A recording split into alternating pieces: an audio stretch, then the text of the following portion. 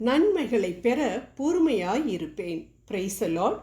நல்ல நிலத்தில் விழுந்த விதைகளோ சீரிய நல் உள்ளத்தோடு வார்த்தையை கேட்டு அதை காத்து மன உறுதியுடன் பலன் தருகிறவர்களை குறிக்கும். லூக்கா எழுதிய நற்செய்தி 8வது அதிகாரம் 15வது இறை வார்த்தை. இது விதைப்பவர் உவமையில் கூறப்பட்டுள்ள காரியம் என்பதை நாம் அனைவரும் அறிவோம்.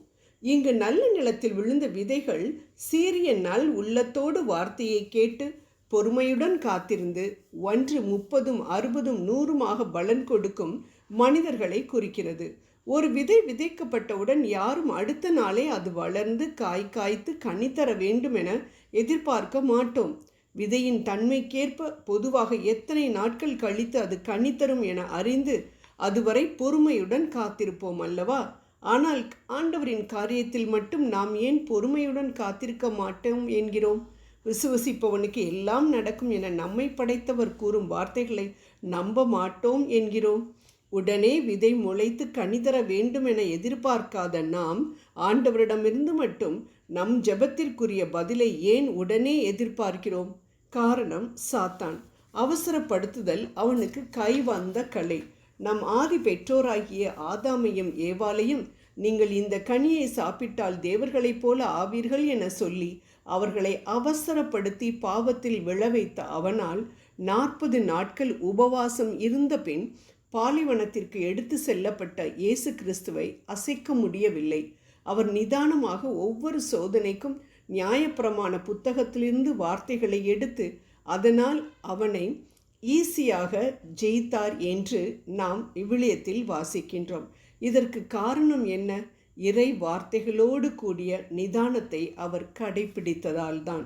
இதனால் தான் யாக்கோபு தன் திருமுகத்தில் உங்கள் மன உறுதி நிறைவான செயல்களால் விளங்கட்டும், அப்பொழுது எக்குறையும் இன்றி முற்றும் நிறைவுள்ளவராய் இருப்பீர்கள் என சொல்கிறார். யாக்கோபு 1:4.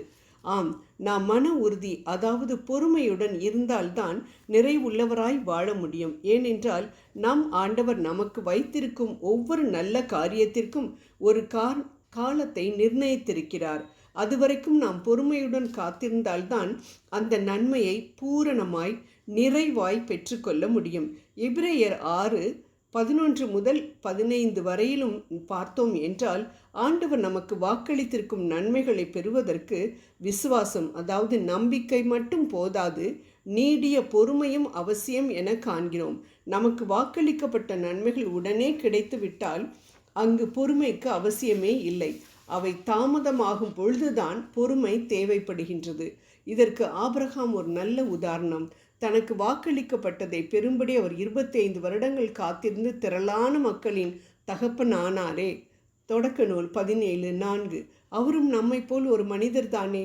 நம்மை பொறுமை இழக்க செய்யும் சாத்தானை விரட்டி அடுக்க வேண்டுமென ஆண்டவர் நமக்கு போதிக்கிறார். இந்த நவீன உலகில் இன்ஸ்டன்ட் காஃபி போல் எல்லாமே நமக்கு உடனே கிடைத்துவிட வேண்டும் என்ற மனப்பான்மை அநேகருக்கு உண்டு. பட்டமா, பதவியா, செல்வமா, பிரச்சனைக்கான விடுதலையா, அனைத்தும் உடனே கிடைத்துவிட வேண்டும். இல்லை என்றால் என் உயிர் வேண்டாம் என எதிர்மறையான முடிவுகளை எடுக்கும் நபர்களை நாம் பார்க்கின்றோமே. ஏன்? பொறுமையாக இருந்த நன்மைகளை பெற தவறுவதால் தான். இதற்கும் ஒரு சிறந்த உதாரணம் உண்டு விவிலியத்தில். மோசே சிறு பிள்ளையிலிருந்து தனது அருமையான திட்டத்தின் மூலம் ஆண்டவர் அவரை தலைவராக உருவாக்கி வந்து கொண்டிருந்த வேளையில் அவர் தன் இனத்தானான ஒரு மனிதனை காப்பாற்ற வேண்டுமென ஒரு எகிப்தியனை அவசரமாக நிதானமாக யோசிக்காமல் கொன்று அதனால் மனிதர்களுக்கு பயந்து 40 வருடங்கள் பாலைவனத்தில் அலைந்து திரிந்த பொழுது ஆண்டவர் அவரை சந்தித்ததை நாம் விடுதலை பயணத்தில் பார்க்கின்றோம். ஒரு கோழி குஞ்சு முட்டையிலிருந்து வெளியில் வர 21 நாட்கள் ஆகும். அதற்குள் அவசரப்பட்டால் முட்டை தான் உடைந்து போகும். அழகிய கோழி குஞ்சு கிடைக்காது. அதே போல்தான் ஆண்டவரின் வாக்குத்தத்தங்கள் நம் வாழ்க்கையில் நிறைவேற வேண்டுமென்றால் அவர் குறித்திருக்கின்ற காலம் வரைக்கும் நாம் பொறுமையோடு காத்திருக்க வேண்டும். ஆகவே பொறுமை காப்போம், நன்மைகளை பெறுவோம். ஜெபம் செய்வோம்.